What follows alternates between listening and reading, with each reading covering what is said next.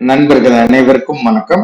நண்பர்களே, தற்பொழுது நாம் காண இருக்கக்கூடிய பகுதியானது முதுகலை பட்டதாரி ஆசிரியர் தேர்வு பிஜிடிஆர்பி எக்ஸாம் 2025. இந்த தேர்விற்கு தயாராகக்கூடிய நமது சுபைக்குழு ஆசிரியர்கள் கவனத்திற்கு கொடுக்கப்பட்டுள்ள நியூ சிலபஸ். இந்த நியூ சிலபஸ்ல ஹிஸ்டரி பாடப்பிரிவிற்கு நம்முடைய சுபைக்குழுவின் சார்பாக பயிற்சி வகுப்புகளானது நம்ம கொடுத்துட்டு இருக்கோம். கொடுக்கப்பட்டுள்ள புதிய பாடத்திட்டம் சொல்லி எடுத்துக்கிற பொழுது உங்களுக்கு 10 யூனிட் இருக்கு. ஸோ இந்த 10 யூனிட்டையும் ஃபுல்லா நம்ம பாத்தீங்கன்னா என்ன கவர் பண்றோம்னு சொல்லி பார்க்கும் பொழுது ஸ்டாண்டர்ட் புக்கு ஒரு 15 புத்தகம் இருக்கு. இந்த 15 புத்தகத்தை நம்ம கவர் பண்ணாதான் இந்த 10 யூனிட்டையுமே முழுமையாக கவர் பண்ண முடியும். இது போக 6th இருந்து 12th வரைக்கும் இருக்கக்கூடிய ஸ்கூல் புக்கோட கண்டென்ட் கம்பல்சரி நம்ம ப்ரிப்பரேஷன் பண்ற மாதிரி இருக்கும். அதே மாதிரி 11th and 12th இருக்கக்கூடிய எத்திக்ஸ். ஸோ இந்த எத்திக்ஸ்ங்கிறது நம்மளுக்கு அறையியலும் பண்பாடு சொல்லுவோம். இந்த புத்தகமும் இம்பார்ட்டன்ஸா இருக்கக்கூடியது. ஸோ நம்முடைய சுபைக்குழுவின் சார்பாக இந்த 10 யூனிட்டுக்கு இந்த 15 மூல புத்தகங்களை அடிப்படையாக வைத்து 12 புத்தகங்களாக நம்ம என்ன செஞ்சிருக்கோம், ஸ்டடி மெட்டீரியல் ஆனது தயார் பண்ணியிருக்கோம். ஸோ இதை நீங்க ஃபாலோ பண்ணாலே போதுங்கிற கான்செப்ட்ல ஸ்டடி மெட்டீரியல் 12 புத்தகமாகும். இந்த மெட்டீரியலை அடிப்படையாக வைத்து 150 தேர்வுகள் டெஸ்ட் பேஜ் நம்ம நினைச்சிடும் ஸ்டார்ட் பண்ணி போயிட்டு இருக்கு. ஸோ அடுத்தபடியாக ஸ்டடி மெட்டீரியல் உங்களுக்கு இப்ப கிளாஸ் நம்ம ஸ்டார்ட் பண்ணிட்டோம். அடுத்து 150 தேர்வு இந்த புத்தகத்தை பேஸ் பண்ணி. அது மட்டும் இல்லாம இந்த 6th இருந்து 12th வரைக்கும் இருக்கக்கூடிய school book 30,000 online question and answer இந்த மெட்டீரியல் வாங்கி டெஸ்ட் பேஜ்ல இருக்கக்கூடிய ஆசிரியர்களுக்கு 30,000 ஆன்லைன் பாத்தீங்கன்னா நம்ம நினைச்சிரோம் பிடிஎஃபா உங்களுக்கு ப்ரொவைட் பண்ணிடுறோம். அப்ப ஸ்கூல் புக்கோட கண்டென்ட்டுக்கு உங்களுக்கு மெட்டீரியல் பிடிஎஃப் கிடைச்சிருக்கு. அது போக இந்த ஸ்கூல் புக்ல இருந்து 12,000 4 ஆப்ஷனோட வினா விடைகளானது உங்களுக்கு நம்ம நினைச்சிருக்கோம், தயார் பண்ணியிருக்கோம். அதனுடைய பிடிஎஃப்பும் நம்ம அடுத்து உங்களுக்கு ப்ரொவைட் பண்ணும்போது ஸ்கூல் புக்கோட மெட்டீரியல் கிடைச்சது, கொஸ்டின் பேங்கும் கிடைச்சது. அதே மாதிரி ஸ்டாண்டர்ட் புக்கு 12 மெட்டீரியலும் 150 தேர்வு கொடுக்குறோம். ஃபைனலா பாத்தீங்கன்னா நம்ம நினைச்சிரோம் 30,000 வினாக்களை உள்ளடக்கிய 4 ஆப்ஷனோட 30,000 வினாக்களை உள்ளடக்கிய கொஸ்டின் பேங்க் ஆனது நம்ம கிரியேட் பண்ணி ஆன்லைன்ல நீங்க ரிவிஷன் பண்ணி கொள்வதற்கு ஏதுவான வழிமுறைகளையும் நம்ம என்ன செஞ்சிருக்கோம், நம்முடைய சுபைக்குழுவின் சார்பாக உருவாக்கி கொடுத்திருக்கோம். ஆக மொத்தத்துல 2025 பிஜிடிஆர்பில ஹிஸ்டரி ஆசிரியராக பணியாற்ற வேண்டும் என்று பயிற்சி எடுக்கக்கூடிய ஒவ்வொரு ஆசிரியர்களுக்கான கண்டென்ட்டா இதை நம்ம என்ன செஞ்சிருக்கோம், உங்களுக்கு உருவாக்கியிருக்கோம். வாய்ப்பை சிறந்த முறையில பயன்படுத்திக்கோங்க. So study material, online test page, question bank, so எது தேவையானாலும் சுபைக்குழுவை தொடர்பு கொண்டு உங்களுடைய தேவையை நிவர்த்தி செஞ்சுக்கலாம். அது போக நம்ம கொடுக்கக்கூடிய ப்ராக்டிஸ் கிளாஸ் உங்களுக்கு பயனுள்ளதாக இருக்கும், பயன்படுத்திக்கோங்க. இன்றைய பயிற்சி வகுப்புல நம்ம நியூ டாபிக் ஃபர்ஸ்ட் யூனிட்ல இருக்கக்கூடிய வேத காலம். ஸோ இந்த வேத காலம் சொல்லி எடுத்துக்கிற பொழுது மொத்தமாக உங்களுக்கு 4 பயிற்சி வகுப்புகளானது கொடுக்கலாம் சொல்லி நம்ம என்ன செஞ்சிருக்கோம், பிளான் பண்ணியிருக்கோம். இந்த வேத காலத்துல 4 பயிற்சி வகுப்பு. ஸோ இந்த 4 பயிற்சி வகுப்புல முதல் பயிற்சி வகுப்பானது வேத காலத்துல இருக்கக்கூடிய வேதங்கள் குறித்த முழுமையான தகவல்கள். முதல் பயிற்சி வகுப்பு இன்றைய பயிற்சி வகுப்புல நம்ம தெரிய போறோம். சோ இரண்டாவது பயிற்சி வேதகால மக்களின் வாழ்வியல். சோ இது 2வது பயிற்சி. சோ 3வது பயிற்சிக்கும் போது முற்கால வேத காலம். சோ இது பாத்தீங்கன்னா 3வது பயிற்சி வகுப்பாக முற்கால வேத காலம் குறித்த முழுமையான தகவலை பார்க்க போறோம். 4வதாக காப்பிய காலங்கள். சோ இதுதான் நம்மளுடைய பயிற்சி வகுப்பின் கண்டென்ட்டா உங்களுக்கு நம்ம என்ன செஞ்சிருக்கோம், கிரியேட் பண்ணியிருக்கோம். அப்ப வேத காலத்துல இருந்து 2 பயிற்சி வகுப்பு, முற்கால வேத காலத்துல இருந்து 2 பயிற்சி வகுப்புன்னு டோட்டலா 4 பயிற்சி வகுப்புகளானது உங்களுக்கு கொடுப்பதற்கான வழிமுறைகளை இங்க நம்ம என்ன செஞ்சிருக்கோம், கிரியேட் பண்ணியிருக்கோம். ஆசிரியர்கள் வாய்ப்பை பயன்படுத்திக்கோங்க. வேத காலம் சொல்லி எடுத்துக்கும் பொழுது கிமு 1500 இருந்து கிமு 500 வரை இருக்கக்கூடியது வேத காலம். இதுல முற்கால வேத காலம் என்பது கிமு 1500 முதல் கிமு 1000 வரை என்பதை முழுமையாக இந்த காலத்தை குறிப்பிடுத்துங்க. இந்தியாவின் வளர்ச்சி ஆரியர்களின் வருகைக்கு பின்னர் தூண்டப்பட்டது என்று கூறியவர் ரெமிலா தாப்பர். இந்தியாவின் வளர்ச்சி ஆரியர்களின் வருகைக்கு பின் தூண்டப்பட்டது என்று கூறியவர் ரொமிலா தாப்பர். சிந்து நாகரிகத்திலிருந்து வேத காலத்திற்கு நம்ம செல்றோம். அப்ப இந்த சிந்து நாகரிகத்திலிருந்து வேத காலத்திற்கு செல்லும் பொழுது ஒரு வரலாற்று கால பகுதியிலிருந்து வேறொரு வரலாற்று காலத்திற்கு நாம் செல்கிறோம். சிந்துங்கிறது அடிப்படை. அந்த வரலாற்று காலத்திலிருந்து வேத காலம்ங்கிற வரலாற்று காலத்திற்கு நாம் நினைச்சிரோம் செல்றோம். ஒரு சகாப்தத்திலிருந்து மற்றொரு சகாப்தத்திற்கு நாம் மாறுகிறோம். இந்த இரு வரலாற்று காலங்களையும் இருவேறு துருவங்களாக நமக்கு காட்சியளிக்கிறது. சிந்து நாகரிகம் என்பது நகர மக்களை பற்றியது. அப்படியே குறிப்பிடுத்துங்க. சிந்து நாகரிகம் என்பது நகர மக்களை பற்றியது. வேத காலம் என்பது நாட்டுப்புற வாழ்க்கை பற்றியது. ஒன்று நிலைத்து நீடித்து நாகரிகத்தின் உச்சகட்டத்தை எட்டிய மக்களை பற்றியது. மற்றொன்று நிலையற்று ஓரிடத்திலிருந்து மற்றொரு இடத்திற்கு சென்று கொண்டிருக்கிற மேய்ப்போர் பற்றியது. சோ அப்ப வேத காலம் என்பது மேய்ப்போர் பற்றியது. சிந்து நாகரிகம் என்பது நிலைத்து நீடித்து நாகரிகத்தினுடைய உச்சகட்டத்தை எட்டிய மக்களை பற்றியது. வேத காலம் என்பது நாட்டுப்புற வாழ்க்கை பற்றியது. சிந்து நாகரிகம் என்பது நகர மக்களை பற்றியது. சோ இதை ஃபுல்லா மெயினா தெரிஞ்சுக்கணும். நாகரிகம் என்றது நகரம் என்ற சொல்லிலிருந்து பிறந்தது. நமக்கு வினாக்கள் கேட்கலாம். நாகரிகம் என்பது எந்த சொல்லிலிருந்து பிறந்ததுன்னா நகரம் என்ற சொல்லிலிருந்து பிறந்தது. நாகரிகம் என்ற சொல் மரியாதை, சிவிலிட்டி, இதை குறிக்கக்கூடியது.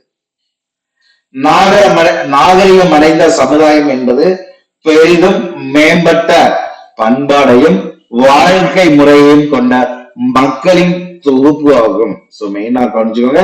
நாகரிகம் அடைந்த சமுதாயம் என்பது பெரிதும் மேம்பட்ட பண்பாடு, வாழ்க்கை முறை இதை கொண்ட மக்களினுடைய தொகுப்பு.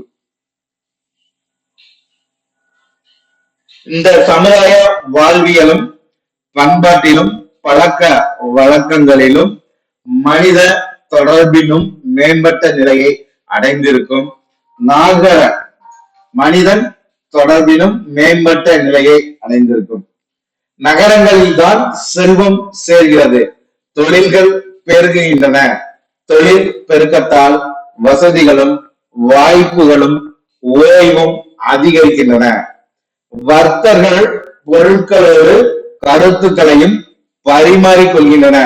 புதிய எண்ணங்களும் கண்டுபிடிப்புகளும் சாத்தியமாகிறது. சுருங்க கூறி நகரமே கருத்து கருவறை. சோ நகரம் என்பதற்கான டெபனிஷன் இங்க பாத்தீங்கன்னா கொடுத்துருக்கேன். இந்த சமுதாய வாழ்வுல, பண்பாட்டுல, பழக்க வழக்கத்துல, மனித தொடர்புல மேம்பட்ட நிலையை அடைந்திருக்கக்கூடியது சொல்லி பாத்தீங்கன்னா இந்த நாகரிகம். நகரங்கள்லதான் இந்த நாகரிகம் மேம்பட்டு நிற்கிறது. நகரங்கள்ல செல்வம் சேர்கிறது, தொழில்கள் பெருகுகின்றன. தொழில் பெருக்கத்தால் வசதிகளும் வாய்ப்புகளும் ஓய்வும் அதிகரிக்கிறது. வர்த்தகர்கள் பொருளோடு கருத்துக்களையும் பரிமாறிக்கொள்கின்றன. புதிய எண்ணங்களும் கண்டுபிடிப்புகளும் சாத்தியமாகின்றன.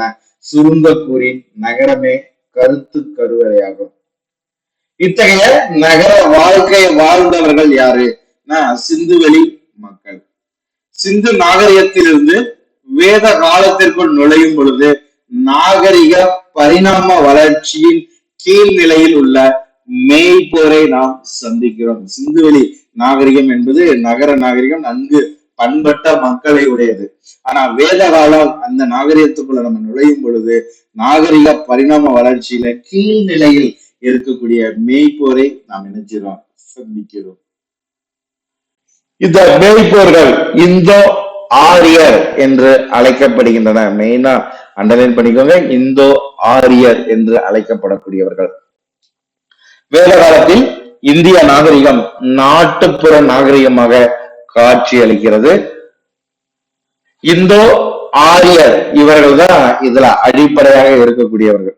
சோ இந்த ஆரியர்களுடைய தாயகம், இந்த ஆரியர்களுடைய தாயகம் பற்றிய ஆராய்ச்சியை நம்ம பார்க்கும் பொழுது இந்தோ ஆரியர் தாயகம் பற்றிய ஆராய்ச்சியாளர்கள் அதிகப்படியாக அக்கறை காட்டியுள்ளனர். வழக்கம் போல் இவர்கள் வெவ்வேறு முடிவுக்கு வருகின்றனர்.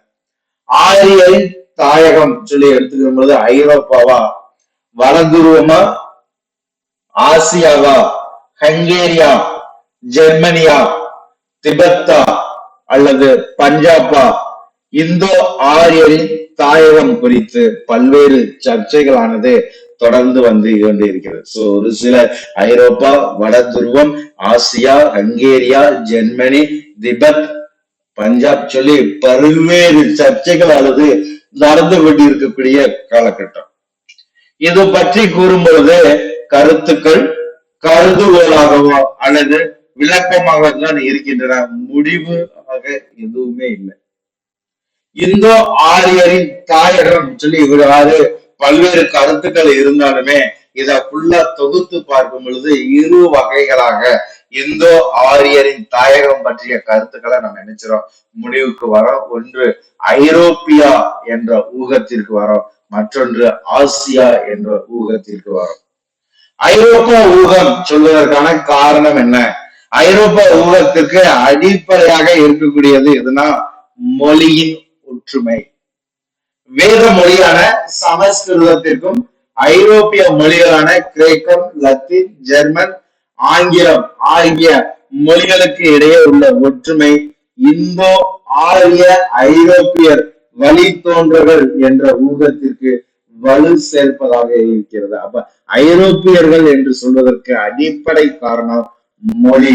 வேத மொழியாக இருக்கக்கூடிய சமஸ்கிருதம், ஐரோப்பிய மொழியாக இருக்கக்கூடிய கிரேக்கம், லத்தீன், ஜெர்மன், ஆங்கிலம் ஆகிய மொழிகளுக்கு இடையே உள்ள ஒற்றுமை இந்தோ ஆரியர் ஐரோப்பாவின் வழித்தோற்றங்கள் என்ற ஊகத்திற்கு வலு சேர்ப்பதாக உள்ளது.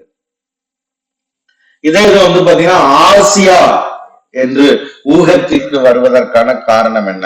ஆசியா என்ற ஊகத்திற்கு வருவதற்கு மொழியை அடிப்படையாக கொண்ட, இங்கேயுமே மொழியை தான் அடிப்படையாக சொல்றாங்க. வேத மொழிக்கும் ஈரானியரின் புனித நூலான அவஸ்தா மொழிக்கும் வேறுபாடு அதிகமாக காணப்படுவதில்லை. அவஸ்தா ஈரானியர்களின் வேதமாக கருதப்படுகிறது. மெயினானது அண்டர்லைன் படிக்கவே, அவஸ்தா என்பது ஈரானியர்களின் வேதமாக கருதப்படுகிறது. வேதத்தில் காணப்படும் ஒரு பக்கத்தை அவஸ்தா மொழிக்கு மாற்றம் செய்தாலோ, வேதத்தில் காணப்படக்கூடிய ஒரு பக்கத்தை நம்ம என்ன சொல்றோம், அவஸ்தா மொழிக்கு மாற்றம் செய்தாலோ அல்லது வந்து பாத்தீங்கன்னா அவஸ்தாவில் ஒரு பக்கத்தை வேத மொழிக்கு மாற்றம் செய்தாலோ அதிக வேறுபாடானது காணப்படுவது கிடையாது. அதிக வேறுபாடு இதுல எதுவுமே கிடையாது. அதனால மத்திய ஆசியா தான் இந்தோ ஆரியர்களின் தாயகமாக இருக்க வேண்டும். அது மட்டுமல்லாமல் ஈரானியர் ஐரோப்பிய ஆரியரின் ஒரு பிரிவினர் என்றும், அவர்கள் ஆசியா மைனரில் குடியேறிய அதன் பின் இந்தியாவுக்கு வந்து குடியேறியதாகவும் கூறப்படுகிறது. இந்தோ ஆரியரின் தாயகம் பற்றி மொழிவழி ஆராய்ச்சியின் விளைவாக ஒரு முடிவில் கருத்து ஒற்றுமை இருப்பதாக தெரிகிறது. அதாவது இந்தோ ஐரோப்பிய காஸ்பியன் கடல் மற்றும் தெற்கு ரஷ்யா பறந்து நின்ற புல்வெளி பகுதியிலிருந்து புறப்பட்டு பல இன குழுக்களாக பிரிந்து மேய்ச்சல் நிலம் தேடி கிரேக்கம், ஆசியா மைனர், ஈரான் வழியாக இந்தியாவிற்கு வந்திருக்க வேண்டும் என்பதுதான் அடிப்படை முடிவினுடைய கருத்து ஒற்றுமையாக காணப்படுகிறது. இந்தோ ஐரோப்பியராக புறப்பட்டவர்கள் இந்தியா வரும் பொழுது அவர்கள் இந்தோ ஆரியர்களாகி இந்தியா வந்த பின்னர் ஆரியர் என்று அறியப்பட்டனர். ஐரோப்பியரும் மத்திய ஆசியா, அதாவது பர்ஷியா, ஆரியரும் ஒரே இனத்தை சேர்ந்த ஒரே மொழி குடும்பத்தை சார்ந்தவராக காணப்படுகின்றனர். சுருங்க கூறி ஆரியர் வெளியிலிருந்து இந்தியாவிற்கு வந்தவர்கள். அப்ப அவர்கள் எப்பொழுது வந்தார்கள்? இந்தோ ஐரோப்பியரின் வழி தோன்றர்களான ஆரியர் எப்போது இந்தியாவிற்கு வந்தனர் என்பதை வேத இலக்கிய சான்றுகளை அடிப்படையாக கொண்டு தீர்மானிக்கப்பட வேண்டியுள்ளது. இலக்கிய சான்றுகளை மட்டும் வைத்துக் கொண்டு ஆரியர் இந்தியாவிற்கு வந்த காலத்தை ஊகிப்பது என்பது துல்லியமாக இருக்காது.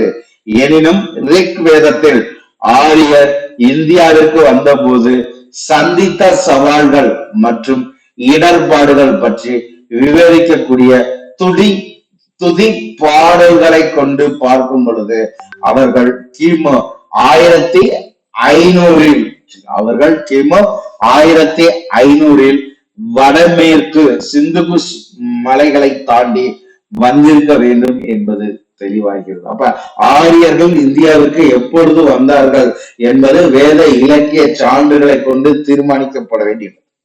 அவ்வாறு இலக்கிய சான்றுகளை கொண்டு மட்டுமே வைத்து ஆரியர்கள் இந்தியாவிற்கு வந்த காலத்தை ஊகிப்பது என்பது துல்லியமாக இருக்காது. இருப்பினும் ரிக்வேதத்துல ஆரியர்கள் இந்தியாவிற்கு வந்தபோது சந்தித்த சவால்கள், அவர்களுடைய இடர்பாடுகள் பற்றி விவரிக்கக்கூடிய துதி பாடல்களை கொண்டு பார்க்கும் பொழுது ஆரியர்கள் இந்தியாவில் கிமு 1500 வடமேற்கு சிந்துகுஸ் மலைகளை தாண்டி வந்து இருக்க வேண்டும் என்பது தெளிவாகிறது. அப்ப இந்த ஆரியர்கள் படையெடுப்பா அல்லது குடியேற்றமா ஆக்கிரமிப்பா சொல்லி ஒவ்வொரு கட்டத்தையும் நம்ம பார்க்கிறோம். ஆரியர்கள் இந்தியா மீது படையெடுத்து வந்தார்களா அல்லது மேய்ச்சல் நிலம் தேடி வந்து குடியேறியவர்களா இல்ல குடியேறினார்களா என்பது சர்ச்சைக்குரியதாகவே இருக்கிறது. ஆரியர் இந்தியாவின் மீது படையெடுத்து வந்தார்கள் என்று ஒரு சாரர் கூறுகின்றனர், மற்றொரு சாரர் மேய்ச்சல் நிலம் தேடி வந்தவர்கள் என்று பாடாதுகிறார்கள். ரிக்வேதத்துல ஆரியருக்கும் இந்தியாவில் இருந்த தாசியு என்று அழைக்கப்பட்டவருக்கும் இடையே நடைபெற்ற சண்டைகள் பற்றிய விவரிக்கப்படுகிறது. ரிக்வேதத்துல பார்க்கும் பொழுது ஆரியருக்கும் இந்தியாவில் இருந்த தாசியு என்ற அழைக்கப்பட்டவருக்கும் இடையே நடைபெற்ற சண்டைகள் பற்றி இந்த ரிக்வேதத்துல விரிவாக கூறப்பட்டுள்ளது.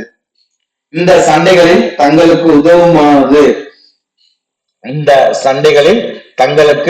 உதவுமாறு என்ன செய்றாங்க? கடவுளை கேட்டுக்கொண்டதற்கான துதி பாடல்கள் பல என்ன செய்து ரிக்வேதத்தில் காணப்படுகிறது. இவற்றை சான்றுகளாக கொண்டு பார்க்கும் பொழுது ஆரியர் வெளிநாட்டில் இருந்து வந்து இந்தியாவின் மீது படையெடுத்தார்கள் என்று முடிவுக்கு வருகின்றனர் சிலர் ஆய்வாளர்கள். அனைத்து ஆதாரங்களையும் ஆய்ந்து பார்க்கையில் ஆரியரின் இந்திய படையெடுப்புக்கான சாத்திய கூறுகள் என்பது மிகவும் அதிகமாக காணப்படுகிறது. ஆக ஆரியர்கள் இந்தியாவின் மீது படையெடுத்து வருவதற்கான காரணம் சொல்லி பார்க்கும் பொழுது அதற்கான ஆதாரங்களானது அதிகமாக காணப்படுகிறது.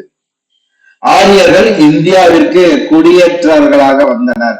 அதற்கான ஆதாரங்களை பார்க்கும்போது ரிக் வேதத்திலோ அல்லது புராணங்களிலோ ஆரியர் இந்தியாவின் மீது படையெடுத்து வந்ததற்கான நேரடி குறிப்புகளானது எதுவும். அவர்கள் மத்திய ஆசியாவை விட்டு புறப்பட்டு பல திசைகளிலும் பயணித்த போது பிற பகுதிகளை ஆக்கிரமிக்க வேண்டும் என்று திட்டமிட்டதாக தெரியவில்லை. அவர்கள் பல இனக்குழுக்களாக பிரிந்து மேய்ச்சல் நிலம் தேடி சென்றவர்களாகத்தான் தெரிகிறது. இந்தியாவிற்கு வந்த ஆரிய பிரிவினர் மாடு மேய்ப்பவர்களாகவே இருந்தனர். அவர்களுக்கு நிலையான இடம் என்று எதுவுமே கிடையாது. மேய்ச்சல் நிலம் நாடி சுற்றி தெரிந்தார்கள். அவர்களுக்கு தலையாக இருந்தவர்களை வென்றார்கள். படிப்படியாக குடியேற்றங்களை ஏற்படுத்தி கொண்டனர். சோ இது குடியேற்றத்திற்கான காரணமாக கூறக்கூடியது. மூன்றாவது ஆக்கிரமிப்பு. ஆரியர்கள் இந்தியாவிற்கு வந்தது ஆக்கிரமிப்பு, அதற்கான சான்று. ஆரிய படையெடுப்புக்கும் ஆரிய படையெடுக்கும் நோக்கத்தோடு வராவிடினும் இந்தியாவிற்கு வந்த பின்னர் அவர்களை எதிர்த்தவர்களை தங்கள் உடலில் குத்திய முள்ளாக கருதி போரிட்டு வென்று அவர்களது நிலங்களை அபகரித்து கொண்டனர். சோ ஆரியர்கள் இந்தியாவிற்கு படையெடுக்கணுங்கிற நோக்கத்துல வரலைனா கூடயும் இந்தியாவுல ஆரியர்கள் வந்த பிறகு அவர்களை எதிர்த்தவர்கள் யார ஆரியர்களை எதிர்த்தவர்களை உடலில் குத்திய முள்ளாக கருதி போரிட்டு வென்று அந்த ஆரியர்கள் அவர்களுடைய நிலங்களை அபகரித்து கொண்டனர். நிலத்தை அபகரித்து கொண்ட பின் அதில் தங்களுடைய குடியிருப்புகளை அமைத்துக் கொண்டனர். நில உடைமையாளர்கள் நில அடிமைகளாயினர். முன்னாள் நில சொந்தக்காரர்களிடமிருந்து விவசாயத்தை கற்றுக்கொண்டு நிலையாக தங்கி வேளாண்மை தொழிலில் ஈடுபட்டனர். மாடு மேய்ப்பவர்களாக வந்த ஆரியர்கள் விவசாயிகளாக மாறினர். பரம்பரையாக விவசாயம் செய்து வந்த மண்ணின் மைந்தர்கள் விவசாய கூலிகளாக மாறினர். இந்த காலகட்டத்தில் தான் ஆரியர் ரிக் வேத துதி பாடல்களை திரட்டி மனப்பாடம் செய்திருக்க வேண்டும் என்று கூறப்படுகிறது. எனவே ஆரியர் இந்தியாவின் மீது படையெடுத்தார்கள் என்று கூறுவதை விட மேய்ச்ச நிலம் தேடி வந்து குடியேறி ஆக்கிரமித்தனர் என்று கூறுவதே பொருத்தமாக இருக்கும். சுருங்க கூறி ஆரியர் இருந்த இடத்தை விட்டு வெளியேறி புலம்பெயர்ந்து வந்து இந்தியாவில் குடியேறினார்கள் என்பதுதான் சால சிறந்தது. சோ அடுத்து நம்ம காண இருக்கக்கூடிய பகுதி வேத இலக்கியம். வேத இலக்கியம் என்பது பொதுவாக 4 பெரும் தொகுப்புகளை கொண்டதாக பிரிக்கப்படுகிறது. வேத காலத்துல வேத இலக்கியம் சொல்லி பார்க்கும் பொழுது 4 பெரும் தொகுப்புகளாக பிரித்தன. ஒன்று 4 பெரும் வேதங்கள், 2 பிராமணங்கள், 3 ஆரண்யங்கள், 4 உபநிடதங்கள். இது பாத்தீங்கன்னா நம்ம என்ன சொல்றோம், வேத இலக்கியத்துல 4 பெரும் தொகுப்புகளை உடையது. இந்த 4 பெரும் தொகுப்புல முதல் 2 தொகுப்பு 4 வேதங்கள், பிராமணங்கள். இவை இரண்டுமே பாத்தீங்கன்னா கர்ம காண்டம் என்று அழைக்கப்படுகிறது. மீதி இருக்கக்கூடியது ஆரண்யங்கள், உபநிடதங்கள். இவை இரண்டுமே ஞான காண்டம் என்று கூறப்படுகிறது.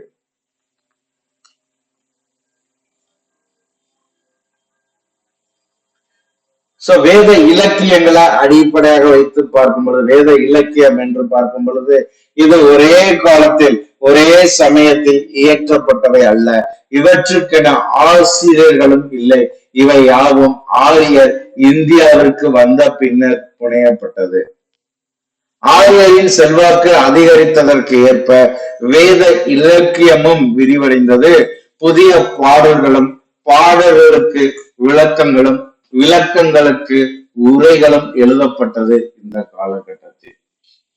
இவை யாவுமே ஒவ்வொரு வேதத்திலும் சம்ஹிதா, பிராமணா, ஆரண்யகா, உபநீதம் என்று சேர்க்கப்பட்டது. உதாரணமாக ரிக்வேதம் என்று எடுத்துக்கொண்டால் அதன் இணைப்புகளாக இவை 4மே இருக்கக்கூடியது. இவை அருளப்பட்ட இலக்கியம் என்றும் அழைக்கப்படுகிறது. 4 இலக்கியங்கள்ல ரிக், சாம, யஜுர், அதர்வனம். இந்த 4 வேதம் இருக்கும்போது ரிக், சாம, யஜுர், அதர்வனம். இதுல கடைசி வேதமாக இருக்கக்கூடிய அதர்வ வேதம் மட்டுமே ரிக் வேதத்திற்கு முற்பட்ட காலத்தை பற்றி அறிந்து கொள்ள உதவுகிறது. அதை அகச்சான்றாக நாம் கருதலாம். 4 வேதங்களும் வேத காலத்தின் வளர்ச்சி நிலைகளை அறிந்து கொள்ள நம்மளுக்கு உதவுகிறது. ஆனால் இந்த அதர்வ வேதம் என்பது ரிக் வேதத்திற்கு முந்தைய காலத்தை அறிந்து கொள்ள உதவுகிறது. ரிக் வேத காலத்தை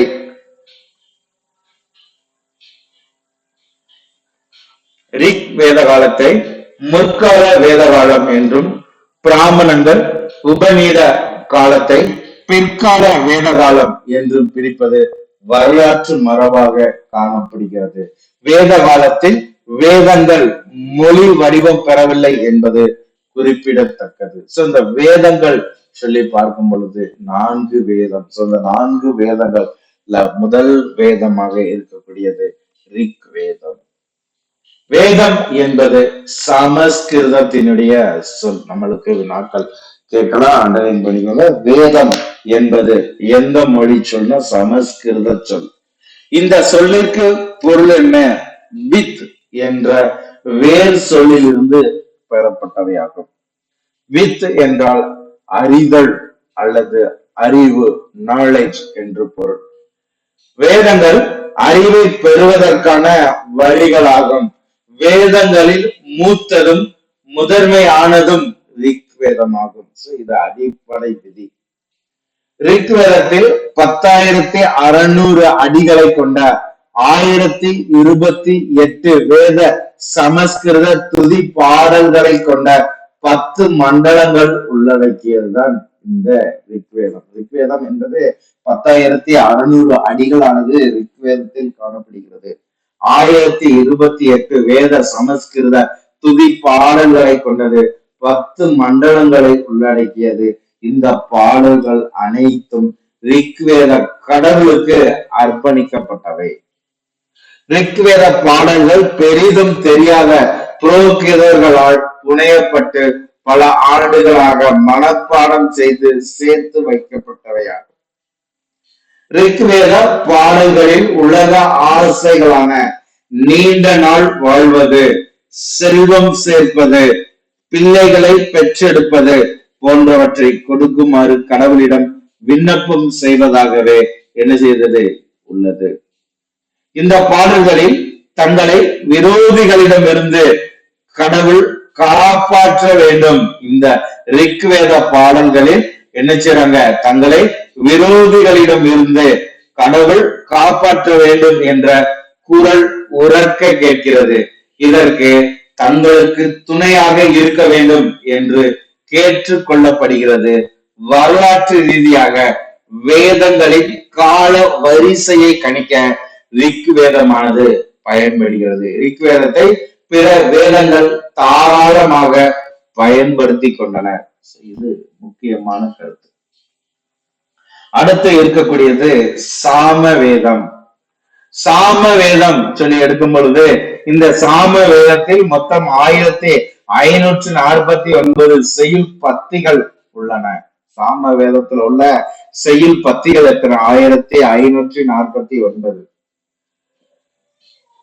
இந்த சாம வேதத்தில் இருக்கக்கூடிய மொத்தம் 1549 செய்யுள் பத்திகள்ல 78 பத்திகள் தவிர பிற பாடல்கள் அனைத்தும் ரிக் வேதத்திலிருந்து எடுக்கப்பட்டவையாகும். அந்த சாம வேதத்துல மொத்தம் சொல்லி நம்ம எடுத்தோம்னா 1549 செய்யுள் பத்திகள்.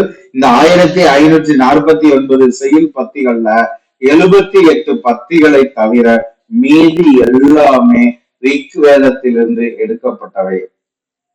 இப்பாடல்கள் பாடுவதற்கு ஏற்ப மாற்றங்கள் செய்யப்பட்டவை. இந்த சாம வேதம் சொல்லி நம்ம எடுத்துக்கிற பொழுது இந்த சாம வேத பாடல்கள் ரிக்வேத பாடல்கள்ல இருந்து எடுக்கப்பட்டது. இந்த ரிக்வேத பாடல்ல இருந்து இவை எடுக்கப்பட்டவையாக இருந்தாலும் சோ இந்த பாடல்கள் பாத்தீங்கன்னா என்ன செய்றாங்க? காலத்திற்கு ஏற்ப மாற்றம் செய்யப்பட்டவையாக இருக்கிறது. சரியா? சோ அத பாத்தீங்கன்னா பாடல்கள் பாடுவதற்கு ஏற்ப மாற்றம் செய்யப்பட்டது. அதே மாதிரி பாடல்கள் பாடுவதற்கு மாற்றம் செய்யப்பட்டவையாக இருந்தாலும் சாம வேத பாடல்களை பிராமண புரோகிதர்கள் வேள்விகளின் பொழுதுதான் இதை என்ன செய்றாங்க? பாடுகிறார்கள். வேள்வியின் போது என்ன செய்றாங்க? வேள்வி நடத்தும் பொழுதுதான் இந்த சாம வேதங்களானது புரோகிதர்களால் பாடப்படுகிறது. இவற்றை வேள்வி பாடல்கள் என்றும் கூறலாம். அப்ப இந்த சாம வேதமானது எவ்வாறு அழைக்கப்படுகிறது என்று சொல்லி பார்த்தா வேள்வி பாடல்கள் வேள்வி பாடல்கள் என்று அழைக்கப்படுகிறது. இப்பாடல்கள்ல இலக்கிய நயங்கள் இருக்காது. இசை பிரியர்களுக்கு பயன்படக்கூடியதாக இருப்பதுதான் இந்த சாம வேதம்.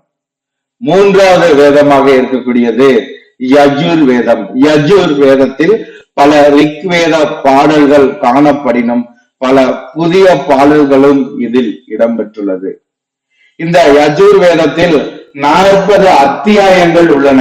இவற்றை இரு பகுதிகளாக பிரிக்கலாம். யஜுர் வேதத்துல இருக்கக்கூடிய அத்தியாயங்கள் எத்தனை நம்மளுக்கு கேட்டாங்கன்னா 40 அத்தியாயங்கள். இந்த 40 அத்தியாயங்கள் இரு பகுதிகளாக பிரிக்கப்படுகிறது. ஒன்று வெள்ளை யஜுர் வேதம், மற்றொன்று கருப்பு யஜுர் வேதம். வெள்ளை யஜுர் வேதம் என்பது துதி பாடல்களை கொண்டது. கருப்பு யஜுர் வேதம் என்பது அந்த பாடலுக்கான விளக்க உரை. இந்த வேதத்தில் நல்லா கவனிங்க. யஜுர் வேதம் 40 அத்தியாயம் 2 பகுதியாக பிரிக்கப்படுகிறது. வெள்ளை யஜுர் வேதம், அதே மாதிரி கருப்பு யஜுர் வேதம். வெள்ளை யஜுர் வேதம் என்பது துதி பாடல்கள், கருப்பு யஜுர் வேதம் என்பது அப்பாடலுக்கான விளக்க உரை. இந்த வேதத்தில் தான் பாடல்களும் உரை நடைகளும் காணப்படும். நம்மளுக்கு வினாக்கள் கேட்கலாம், எந்த வேதத்தில் பாடல்களும் உரை நடையும் காணப்படுகிறதுனா இந்த யஜுர் வேதத்தில். சடங்குகளும் வேள்விகளும் மேலும் அதிக முக்கியத்துவம் பெறுவது இந்த வேதத்தில். இந்த வேதம் வேள்வி பிரார்த்தனை புத்தகம் என்று அழைக்கப்படுகிறது. சோ முக்கியமானது, அப்படியே அண்டர்லைன் பண்ணிக்கோங்க. சோ இந்த வேதம் என்ன, யஜுர் வேதமானது வேள்வி, யஜுர் வேதம் வேள்வி பிரார்த்தனை புத்தகம் என்று அழைக்கப்படுகிறது. 4 வேதங்கள்ல கடைசி வேதமாக இருக்கக்கூடியது அதர்வ வேதம்.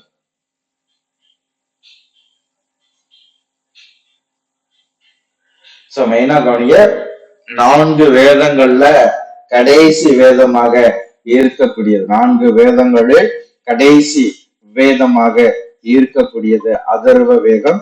இந்த வேதம் 20 பகுதிகளை கொண்ட 731 துதி பாடல்களை அடக்கியது. அப்ப அதர்வ வேதம் சொல்லி எடுத்துக்கும் போது கடைசி வேதம் இந்த அதர்வ வேதம். இது 20 பகுதிகளை உடையது, 731 துதி பாடல்களை அடங்கியது இந்த வேதம். இந்த வேதத்திலும் பல ரிக்வேத பாடல்கள் இடம்பெற்றுள்ளன. அதர்வ வேதத்தில் 3 முக்கிய விஷயங்களானது இடம்பெறுகிறது. இந்த அதர்வ வேதத்துல எந்த விஷயங்கள் முக்கியத்துவம் பெறுகிறதுனா, விரோதிகளை எப்படி வசியப்படுத்துவது, உலகில் வெற்றி பெறுவது, நண்பர்களை தேடி பார்ப்பது. இந்த வேதத்தில் மாய மந்திர வேலைகளுக்கு முன்னுரிமை அளிக்கப்படக்கூடிய வேதமாக இருக்கு. அப்போ ஒவ்வொரு வேதமும் ஒவ்வொரு முறைக்கு பயன்படுத்தப்படுகிறது.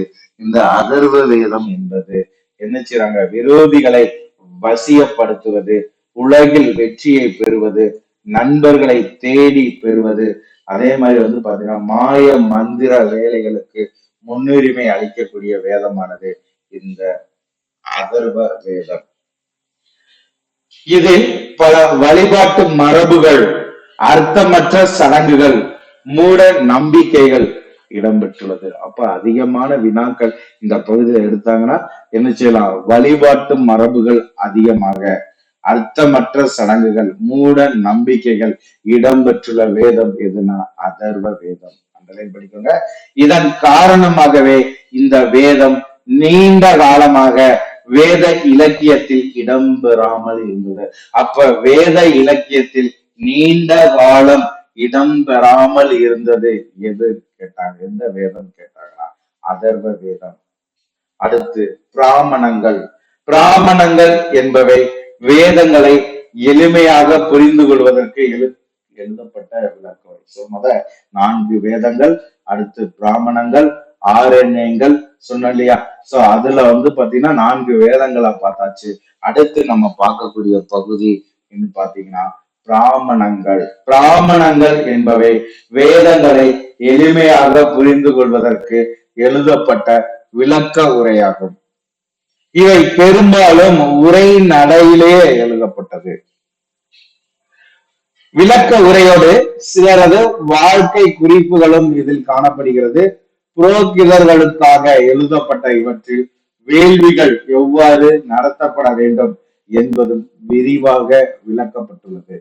ஒவ்வொரு வேதத்துக்கும் தனிப்பட்ட பிராமணங்கள் சேர்க்கப்பட்டுள்ளன. உதாரணமாக ரிக் வேதத்தில் 2 பிராமணங்கள் இணைக்கப்பட்டுள்ளன. அந்த 2 பிராமணங்கள் என்ன? முதல் பிராமணங்களானது ஐத்ரேய பிராமணம், சரியா? இரண்டாவது பிராமணமானது சாங்கியான பிராமணம். ரிக்வேதத்தில் இணைக்கப்பட்டுள்ள பிராமணங்கள் எத்தனைன்னு கேட்டாங்கன்னா 2 பிராமணங்கள். சோ முதல் பிராமணமானது என்னதுன்னா ஐத்ரேய பிராமணம். 40 அத்தியாயத்தை கொண்டது இந்த பிராமணம். இந்த பிராமணத்துல சோம வேள்வி எவ்வாறு நடத்தப்பட வேண்டும் என்பதும் பலதரப்பட்ட சமய சடங்குகள் எவ்வாறு செய்யப்பட வேண்டும் என்பதையும் விவரிக்கக்கூடியதுதான் இந்த ஐத்ரேய பிராமணம். 40 அத்தியாயங்களை கொண்டது. சோம வேள்வி சடங்குகள், பல தரப்பட்ட சமய சடங்குகள் எவ்வாறு செய்யப்பட வேண்டும் என்பதை விவரிக்கக்கூடிய பிராமணம். சாங்கியான பிராமணம் என்பது 20 அத்தியாயங்களை கொண்டது. சோம வேள்வி மட்டுமன்றி வேறு பல வேள்விகளை பற்றியும் கூறக்கூடியது இந்த சாங்கியான பிராமணம்.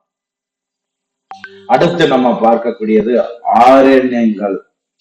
ஆரண்யங்கள் என்பது கானக கவிதைகள் என்று கூறலாம். ஆரண்யம் என்றால் காடு என்பது பொருள். ஆரண்யங்கள் என்பது கானக கவிதைகள் என்று பொருள் தரக்கூடிய காட்டில் வசிக்கும் முனிவர்களுக்காக எழுதப்பட்டவை. இவற்றை பிராமணங்களின் தத்துவ விளக்கம் என்று கூறலாம். இவற்றை நம்ம எவ்வாறு கூறலாம்? பிராமணங்களின் தத்துவ விளக்கம் என்று கூறலாம். காட்டில் வசிக்கும் முனிவர்களுக்காக எழுதப்பட்டதுதான் இந்த ஆரண்யங்கள். இவை வெறும் சடங்குகள், வேள்விகள் பற்றி கூறாமல் அவற்றின் அர்த்தத்தை பற்றி ஆராயக்கூடியது ஆரண்யங்கள். அதாவது மெய்யுணர்வு அல்லது இறை உணர்வு பற்றி பேசக்கூடியது. பிரபஞ்சத்தை தோற்றுவித்த கடவுள், பிரபஞ்சத்தின் தோற்றம், பிரபஞ்சத்தின் பகுதிகள், ஆன்மா, இவற்றை பற்றியெல்லாம் ஆராயக்கூடியதுதான் இந்த ஆரண்யங்கள். இதை அனுமான அல்லது ஊக தத்துவம் என்று நாம் கூறலாம். சுருங்க கூறின் ஆரண்யங்கள் என்பது ஆன்மீகத்தை பற்றி கூறக்கூடியது. அடுத்தது உபநிடதங்கள். உபநிடதங்கள் என்பது அரியணை சிந்தனையினுடைய உச்சகட்டமாக இருக்கக்கூடியது. உபநிடதங்கள் என்பது அரிய சிந்தனையினுடைய உச்சகட்டம். உப என்பதற்கு அருகே என்பது பொருள்.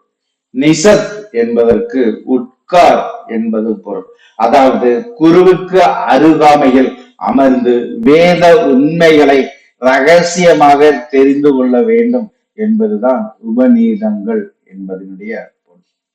அதாவது வேத அறிவு பிறருக்கு தெரியாமல் பாதுகாக்கப்பட வேண்டும். அதனால்தான் குரு வேத அறிவை அவர் தேர்ந்தெடுத்த சில சிறந்த மாணவர்களுக்கு மட்டும் அருகே அமர்த்தி கொண்டு காதோடு காதாக கற்பித்தார். உபநிடதங்கள் 108 என்றும் இவை கிமு 800க்கும் கிமு 500க்கும் இடைப்பட்ட காலகட்டத்தில் உருவாகியிருக்கக்கூடும் என்றும் கூறப்படுகிறது. உபநிடதங்களில் முக்கியமானவையாக கருதப்படுபவை இஷா, கேன, பிரசான, ஐத்ரேய, தைத்ரேய, சாந்தோக்கிய, கதோ. இது ஃபுல்லாமே என்னதுன்னா உபநிடதங்கள். இந்த உபநிடதங்களினுடைய உண்மை சொல்லி பார்க்கும் பொழுது உபநிடதங்கள் கூறும் உண்மை என்ன? சாந்தோக்கிய உபநிடதத்துல மகா வாக்கியத்தில் உபநிடதங்களின் சாரம் வடித்து கொடுக்கப்பட்டுள்ளது. தத்துவம் அசி என்பதே அந்த உண்மையாகும். தத்துவம் அசி. என்றால் அதுவே நீயாவாய் என்பது பொருள். அதாவது பிரம்மமும் பரபிரம்மமும் ஜீவாத்மாவும் பரமாத்மாவும் ஒன்றுதான், வேறில்லை என்பதுதான் இதனுடைய பொருள். பிரம்மா ஆத்மா ஆகிய இரண்டிற்கும் இடையே உள்ள தொடர்பு பற்றிய சிந்தனை செறிவுமிக்க தத்துவ விசாரணையே உபநீதத்தினுடைய கருப்பொருளாக அமைகிறது. குறிப்பாக சொல்லணும்னா பிரம்மா ஆத்மா, சரிங்களா, பிரம்மா ஆத்மா. சோ இவை இரண்டிற்கும் இடையே உள்ள பிரம்மா ஆத்மா ஆகிய இரண்டுக்கும் இடையே உள்ள தொடர்பு பற்றிய சிந்தனை செறிவுமிக்க தத்துவ விசாரணையே உபநீதங்களின் கருப்பொருளாகும். வேதங்களுக்கு அந்தமாக அல்லது இறுதியாக இருப்பதால், நல்லா கவனிங்க, வேதங்களுக்கு அந்தமாக அல்லது இறுதியாக இருப்பதால் உபநீதங்கள் வேதாந்தம் என்று ஆக்கப்படுகிறது. வேதாந்தம் என்று ஆக்கப்படுவது உபநீதங்கள். உபநீதங்களும் பிரம்ம சூத்திரங்களும், உபநீதங்களும் பிரம்ம சூத்திரங்களும் பகவத்கீதையும் சேர்ந்து பிரஸ்தான திரேயா என்று அழைக்கப்படுகிறது. அப்ப பிரஸ்தான திரேயா என்று அழைக்கப்படக்கூடியது எதுனா உபநீதங்களும் பிரம்ம சூத்திரங்களும் பகவத்கீதையும் சேர்ந்தது பிரஸ்தான திரேயா என்று அழைக்கப்படக்கூடியது. உபநீத காலத்தில் யஜ்னவால்கிய, கார்கி, மைத்ரேயி போன்ற தத்துவமிக்க மாமேதைகள் இருந்துள்ளன. உபநீத காலத்துல யார் யார் இருந்திருக்கா? யஜ்னவால்கிய, கார்கி, மைத்ரேயி போன்ற தத்துவமிக்க மாமேதைகள் இருந்துள்ளனர். உண்மையின் சாரம் சொல்லி எடுத்துக்கிற பொழுது, உண்மையின் சாரம் என்று எடுத்துக்கிற பொழுது உபநீத உண்மைகள் எளிதில் புரிந்து கொள்ள முடியாதவை ஆகும். உபநீதங்களினுடைய உண்மை சொல்லி எடுத்துக்கிற பொழுது எளிதில் பாத்தீங்கன்னா நம்ம என்ன செய்ய முடியாது, புரிந்து கொள்ள முடியாதவை. இவை எளிமைப்படுத்தி கூற வேண்டுமாயின் பிரபஞ்ச உண்மை புரியாத புதிர், இதை அறிவால் மட்டும் புரிந்து கொள்ள முடியாது. இதற்கு உள்ளுணர்வு வேண்டும். அதாவது காரணத்தை விளக்க முடியாமல் ஒன்றை உண்மை என்னதென்று நம்ப செய்தல் உள்ளுணர்வாகும். தான் என்பது உடலோ மனமோ தன்னிலை ஆளுமையோ அல்ல. மாறாக தான் என்பது அமைதியான வடிவமற்ற ஆத்மாவாகவும் ஆத்மாவுக்கு அடுத்த நிலை பிரம்மமாகும். பிரம்மன் எங்கும் நிறைந்தது, அனைவருக்கும் பொதுவானது, தனிப்பற்றது, அனைத்தையும் உள்ளடக்கியது, அடித்தளத்தில் ஆதாரமாக உள்ள உலகின் சாரம், உண்மையின் உண்மை, பிறப்பும் இறப்புமற்றது, சரிவும் தேய்வும் அழிவும் இல்லாதது, ஆத்மாக்களுக்கு ஆத்மா கடவுள் உட்பட அனைத்துக்கும் மேற்பட்டது, ஆத்மாவும் பிரம்மனும் ஒன்று என்று உணர்வது உபநீத உண்மையில் இறுதி நிலையாகும். மெயினானது அண்டர்லைன் பண்ணிக்கோங்க. உபநீத உண்மையினுடைய இறுதி நிலை என்ன சொல்லி கேட்டாங்கன்னா ஆத்மாவும் பிரம்மனும் ஒன்று என்று உணர்வதுதான். சரிங்களா? ஒன்று என்று உணர்வது மட்டும்தான். சோ அத மெயினா நீங்க என்ன செஞ்சுக்கோங்க, தெரிஞ்சுக்கோங்க.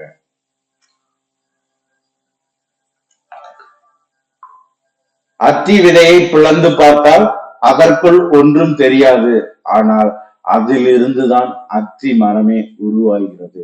சோ மெயினான கான்செப்ட் நல்லா பாருங்க.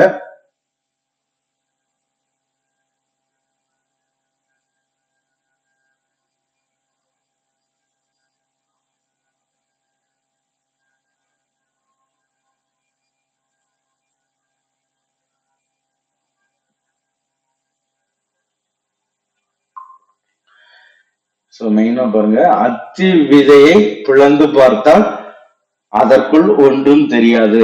ஆனால் அதிலிருந்துதான் அத்தி மரமே உருவாகிறது. இதை போன்றுதான் இந்த உண்மையும். இந்த உண்மையை பற்றி அன்று முதல் இன்று வரை தத்துவர்கள் விளக்கம் கூறி வருகின்றனர். உபநீதங்கள் உலகில் சிறந்த அறிவு ஜீவிகளை தன்பால் ஈர்த்துள்ளது. இவை பற்றியே பல்லாயிரக்கணக்கான பக்கங்கள் எழுதப்பட்டுள்ளன. வேதாந்த வரிகள் உலகெங்கும் உள்ளன. முரண்பாடுகளும் அபத்தங்களும் நிறைந்த உபநிதங்களில் உலகின் உன்னதமான சிந்தனைகளும் காணப்படுகிறது. அதுதான் மெயினானது. அடுத்த பகுதியாக நம்ம காண இருக்கக்கூடியது சுருதி சுமிருதி. 4 வேதங்கள், இவற்றின் சங்கீதங்கள், பிராமணங்கள், ஆரண்யங்கள், உபநீதங்கள் ஆகியவற்றை கொண்ட தொகுப்பை நாம் எவ்வாறு அழைக்கிறோம்னா சுருதி என்று அழைக்கிறோம். நல்லா கவனிய, 4 வேதங்கள், இவற்றினுடைய சங்கீதங்கள், பிராமணங்கள், ஆரண்யங்கள், உபநீதங்கள் ஆகியவற்றை கொண்ட தொகுப்பு சுருதி என்று அழைக்கப்படுகிறது. சுருதி என்றால் ஆண்டவனால் அனுப்பப்பட்டவை என்பது பொருள். வேத இலக்கியத்தின் உள்ளீடு எவ்வாறு அழைக்கப்படுகிறதுனா சுருதி என்று அழைக்கப்படுகிறது. இந்த சுருதியினுடைய பத உரைகளும் விளக்க உரைகளும் வேதமாக கருதப்படுவதில்லை. எனினும் இவை வேதாங்கங்கள் அல்லது வேதங்களின் அங்கங்கள் அல்லது உறுப்புகள் என்று ஏற்றுக்கொள்ளப்பட்டுள்ளன. இவற்றுள் சுமிருதி என்ற பெயரும் உண்டு. இவை யாவும் பல நூற்றாண்டு காலம் எழுதப்படாமல் மனப்பாடம் செய்யப்பட்டு வாய்ப்பாடாக வழி வழியாக சீடர்கள் வழி வந்தவை சுமிருதி என்று அழைக்கப்படுகிறது. சோ இது பாத்தீங்கன்னா மெயினா இருக்கக்கூடிய பகுதி. அப்படியே அண்டலின் படிக்கங்க. அடுத்தது வேதாங்கங்கள். வேதாங்கங்கள் 6. 1 சிற்சை, அதாவது உச்சரிப்பு கலை. சிற்சை என்பதன் பொருள் என்ன கேட்கலாம். பொறுத்துகையா கொடுத்து கேட்கலாம், தவறானதை கேட்கலாம், சரியானது எதுன்னு எப்படினாலும் நம்மளுக்கு வினாக்களை என்ன செய்யலாம், கேட்கலாம். சோ அப்படி பார்க்கின்ற பட்சத்துல சிற்சை என்பது உச்சரிப்பு கலை. 2வது கல்பம், நடைமுறை சடங்குகள். வியாக்கரணம், இலக்கணம். நிருத்தம், சொல்லாராய்ச்சி. சந்தஸ் அல்லது யாப்பு பாக்கள். சோர்டிதம், வான ஆராய்ச்சி. இந்த வேதாங்கங்கள் 6. சிற்சை அல்லது உச்சரிப்பு கலை, கல்பம் அல்லது நடைமுறை சடங்குகள், வியாக்கரணம் அல்லது இலக்கணம், நிருத்தம் அல்லது சொல் ஆராய்ச்சி, சந்தஸ் அல்லது யாப்பு பாக்கள், ஜோடிதம் அல்லது வான ஆராய்ச்சி. இது 6. இவற்றில் இந்த 6ல தெளிவான பொருளும் பொருள் விளக்கமும் பின்னர் எழுதப்பட்டுள்ளது. இப்பிறகால உரை ஆசிரியர்களில் குறிப்பிடத்தக்கோர் யார்? அதுதான் மெயினானது. இந்த 6ல தெளிவான பொருளும் விளக்கமும் பின்னாடிதான் எழுதப்பட்டிருக்கு. அப்படி பிற்காலம் உரை எழுதிய ஆசிரியர்களில் குறிப்பிடத்தக்கவர், உரை எழுதிய ஆசிரியர்களில் குறிப்பிடத்தக்கவராக அறியப்படக்கூடியவர் யார் சொல்லி பார்த்தோம்னா பாணினி, யாஸ்கர், பிங்களர். பாணினி, யாஸ்கர், பிங்களர். இது பாத்தீங்கன்னா மெயினாக இருக்கக்கூடிய பகுதி. அப்படியே அண்டர்லைன் பண்ணிக்கோங்க. அடுத்து வரலாற்றினுடைய சிறப்புகள். வரலாற்றாளர்கள் புரோகிதரோ தத்துவரோ அல்லது ஆன்மீகவாதியோ கிடையாது. இவர் வரலாற்று நிகழ்வின்படி ஒப்பிட்டு அறியக்கூடிய சான்றுகளை கொண்டு கால வரிசைப்படி எழுதக்கூடியவர் தான் வரலாற்றாளர். இவர் புரோகிதரோ தத்துவரோ கிடையாது, ஆன்மீகவாதியோ கிடையாது. கிடைக்கக்கூடிய வரலாற்று நிகழ்வுகளை ஒப்பிட்டு அறியக்கூடிய சான்றுகளை கொண்டு கால வரிசைப்படி எழுதக்கூடியவர். எனவே வரலாற்று ஆசிரியர் ஒரு வரலாற்று ஆராய்ச்சியாளராக இருந்து கொண்டுதான் வேத இலக்கியத்தை மதிப்பீடு செய்ய முடியும். வரலாற்று வரைவோடு சமயத்தையோ ஆன்மீகத்தையோ அல்லது தத்துவத்தையோ குலைத்து கொடுக்க இயலாது. வேத இலக்கியம் அடிப்படையிலேயே சமய இலக்கியமாக இருந்தது.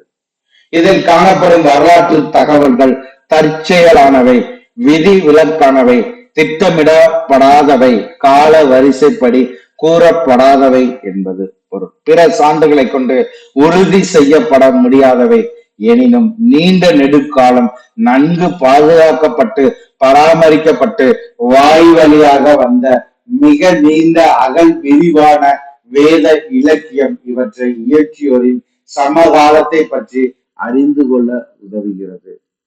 சமகால இலக்கியமாததால் நம்பத்தன்மையுடையது. இந்த இலக்கியத்திலிருந்து ஆரியரின் ஆரம்ப கால வாழ்க்கையும் அவர்களது சிந்தனைகளும் கருத்துக்களும் பற்றி அறிந்து கொள்ள உதவுகிறது. அது மட்டுமல்லாமல் வேதகால பண்பாட்டின் வளர்ச்சி மாற்றம் குறித்து தெரிந்து கொள்ள இது உதவுகிறது. குறிப்பாக ஆரியரின் குடும்பம், சமுதாயம், சமய வாழ்க்கை பற்றிய தகவல்களை திரட்ட இது பயன்படுகிறது. இந்தியாவை ஆரியமயமாக்க முற்பட்ட ஆரியர் எவ்வாறு இந்தியமயமானார்கள் என்பதை தெரிந்து கொள்வதற்கு வேத இலக்கியங்கள் பெரிதும் பயன்படுகின்றன. ஆரியரின் வேத இலக்கியம் இந்தியாவுக்கு வந்த முன்னேற்றத்திற்கு ஏற்ப வளர்ந்துள்ளது, விரிவடைந்துள்ளது. இந்த வளர்ச்சியை கால வரிசைப்படுத்த முடியாமையால் ஆரியரின் குல வளர்ச்சியை கணிக்க முடியவில்லை. ஆரியரின் செயல்பாடுகளை அதிகாரப்பூர்வமாக ஆண்டு வாரியாக தொகுக்க இயல. ஆரியர்களுடைய செயல்பாடுகளை அதிகாரப்பூர்வமாக ஆண்டு வாரியாக தொகுக்க இயலவில்லை. வேத இலக்கிய பக்கங்களை வரலாற்று பதிவேடுகளாக கொள்ள முடியவில்லை. இவர்களது சமய மரபை வரலாற்று மரபாக கருதுவது வரலாற்று வரைவியலுக்கு எதிரான முயற்சி. இத்தகைய முயற்சி கற்பிக்கப்பட்ட வரலாற்றை எழுத பயன்பட உதவுமே அன்றி அறிவியல் ரீதியாக நம்பத்தக்க வரலாற்றை எழுத உதவாது. எனவே வேதகால ஆரியரின் வாழ்வியலை பற்றி வரைவதற்கு வேத இலக்கியம் பெரிய அளவுக்கு பயன்படாவிடினும் கணிசமான அளவுக்கு உதவியாக உள்ளது என்பது அடிப்படை நியதி. ஆகவே வேதங்கள் குறித்த தகவலை இந்த பகுதியில முழுமையாக நம்ம முதல் பாகத்துல பார்த்தாச்சு.